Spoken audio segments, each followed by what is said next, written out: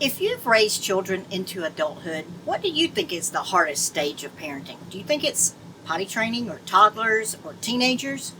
Today I'm going to talk about what I think is the hardest transition.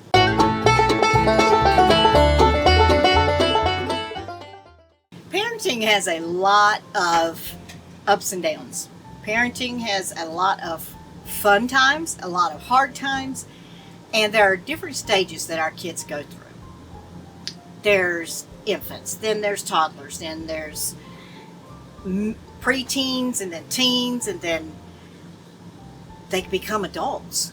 And when you're in the potty training and the learning of doing what mama says and all of that, it seems like it's never ending, and it's the worst thing ever on some days because you're so exhausted.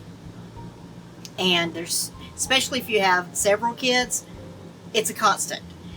But to me, the hardest transition in parenting, the hardest stage of parenting, and I'm not sure yet, even with 5 kids, that I've gotten it right, is transitioning from an older teen to an adult. A child who is in high school or finishing high school or going into college and going into adulthood.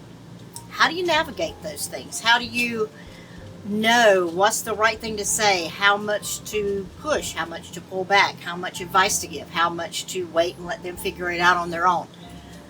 There are no real solid, specific answers for every situation because every child is different. You have to treat just like when they're toddlers. You have to meet that child where they are. You have to meet your becoming an adult child where they are. There are so many things to take into consideration. If your child is about to graduate high school, are they going to work? Are they going to college? Are they going to work and college? Are they staying in your house? That's probably the most important thing in this conversation to think about is, are they still in your house? Because if they're still in your house, you're in a weird place. It's a really weird transition because all their life you've been the authority figure. You've been the parent. You've been the one supposedly in charge. And it's your house and you're making the rules and you're saying this is the way it's going to be and this is how we expect you to act. But as they become adults and even older teenagers, they're growing into their own self. They've been growing into their own self their whole life. So it's really hard to know where that line is between I'm still your parent, do what I say, or I'm your parent, but now you're becoming an adult. You need to figure this out on your own. How much do you do? What do you say? What do you not say? It is a learn as you go situation, on the job training. And even though I have 5 kids, I don't know that I'm any better with the 5th one than I was with the first. But there are some things to keep in mind. First of all, this is not a one-time conversation. You can't wait until a certain event happens or a certain time or a certain age and say, okay, now here's the rules. We're going to change the rules now from you were a child, but now you're an adult. It's a transition. It's a conversation, an ongoing conversation. A lot of things I talked to my kids about when they were young, what to expect when they got older. Now that you are this age, this is your responsibility, or this is what I expect of you, or this is the privilege you get. I know my oldest daughter felt like she had more responsibility, but as the younger ones came up to where she was when she got that responsibility, then it became their responsibility. They all understood that if they were going to drive when they were 16, they had to have the wherewithal, the money, the job, some kind of income to pay for their part of the insurance. I was a single mom. I couldn't continue adding people onto my insurance, especially young people with no driving experience and they're 16, 17, 18. I couldn't afford to keep putting everybody on the insurance without them taking some responsibility on that part. And I think that's, in my opinion, a good thing to do. It shows them the responsibility of when they get their own car, they're going to have to pay insurance. If they have multiple accidents, the insurance goes up. If they have a good driving record, they can get their insurance to go down. It's a learning experience, and I tried to give them responsibility appropriate for their age and appropriate for the privileges that they were getting, so that they understood little by little, giving them responsibility, not just one day drawing a line and say, okay, now you're an adult, all this is on you. So it's not a one-time conversation. It's a lifetime of making things clear of what your expectations are, making things clear of, okay, no, your older sister can do this, she's allowed to do this, why am I not? Why don't I get to do that, Mom? Because you're not her age that she was when she was able to do this. So it becomes understood that just because one child gets something doesn't mean everybody gets it. You have to get to that stage where you're showing responsibility enough to have those privileges.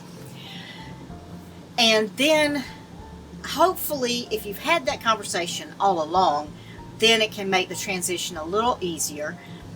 If they're staying in your house, what are their responsibilities? Are they expected to still do chores? Are they just expected to clean up after themselves, or are they still expected to help with the general house chores?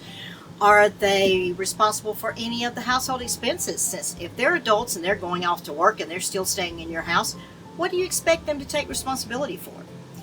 I think giving them some responsibility along the way and a little more responsibility as time goes by transitions them better into adulthood to understand, okay, once it's all on your shoulders, it has to be done. It has to be paid. You're the responsible person now. There's nobody taking up your slack.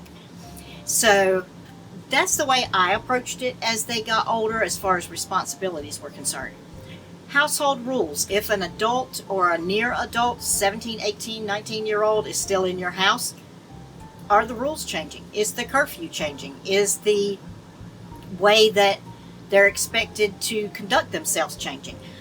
When I was a teenager, I wasn't allowed to date until I was 18. I could double date with somebody, but I couldn't go out by myself with a guy on a date until I was 18. And I turned 18 right at the end of my senior year. So that was my high school experience. And that didn't change. After I turned 18, I was able to date, but my curfew was still 10 o'clock, 10 p.m. I had to be at home, even after I was 18, because I was still in my parents' house. I tried to be a little more lenient and make curfews fit whatever it was they were doing. If they were going to a movie that was getting out at 11, okay, be home by 11:30 or 12. Give them a time that's appropriate for the thing they're going to do. If they're going to prom and it's going to be an after party and it's going to be this, that, and the other, then their curfew would be matching that. So then as they become adults, they do still, if they're staying in your house, show some kind of respect for you and your sleeping hours and what you have going on, but they still need some freedom as an adult. So those are conversations to have between yourself and your kids, and they can learn to have more adult conversations with you, and that's on you as the parent to make the tone of those conversations more person to person instead of parent to child. That's where the fuzziness comes in, of transitioning yourself from I'm in charge, I'm the adult, to this is another adult. And it's complicated, there's so many nuances involved in all this, but it's an exciting time because then you get to see how you have raised this child. How do they take responsibility? What kind of gaps is there in your parenting that you might be able to fill before they're completely out on their own? So your relationship is going to change over time, and you're going to go from being the authority to being an authority. They're going to have a job, they're going to have a boss, they're going to have school, they're going to have teachers, they're going to have all different kinds of authorities in their life, and you're the one that sets the example of how authority figures should act and how much freedom they should have. So try to think of yourself at the age that your child is now.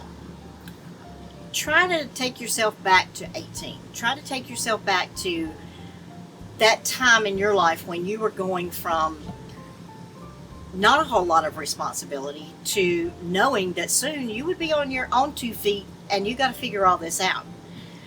How would you like somebody to have talked to you? How would you like your parents, regardless of how they did do parenting, how would you like them to have talked to you? How would you like them to have approached you about certain things? There's so many situations that come up in teenage parenting and late teenage parenting that it's impossible to cover all of them. But the main thing is to keep your communication lines open. Sometimes we need to think about what is a deal breaker. What is something that absolutely this is a no-go in my house?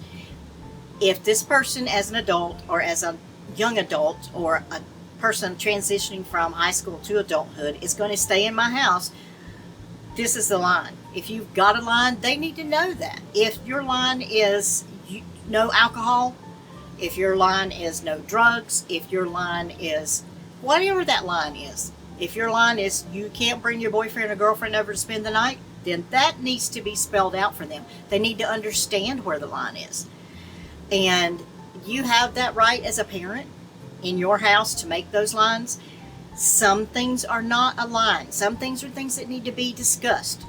Let that young adult tell you their side. Let them tell you without interrupting them and without all your opinions, which is very hard for me, but let them talk to you where they're coming from. Let them give you their take on why they think this should be allowed or why they think this should not be allowed. Have adult conversations with them as much as you can to get them used to adult conversations. Because once they go out in the world, there's going to be so many decisions to be made, small ones and big ones, that it's our job to prepare them for that. I didn't feel like I was prepared hardly at all for making decisions because I was raised with a very southern, very authoritarian parenting style. Sort of a my way or the highway. You can tell from the fact that I couldn't date till I was 18 that there were rules and they were steadfast. They were made by my parents and that's what it was. No questions. You never questioned. You never said why. You never said, but can I tell you my side? Can I tell you? No, that was not a thing. We didn't talk back or be sassy. We had to say yes ma'am and no ma'am. I hopefully did a little better with my kids and was able to have more of a relationship with them rather than my way or the highway kind of things. There is a difference between being authoritarian and being an authority. So we can cover that in another video. But that time in between the childhood of a teenager transitioning into adulthood, they need you. They act like they don't. They act like they don't want you. But keep those lines of communication open. Talk to them. Ask them questions. Find out what's going on in their life. Sometimes they want to keep to themselves and go in their room and slam the door. Sometimes that's okay. Sometimes that's what they need, time to themselves.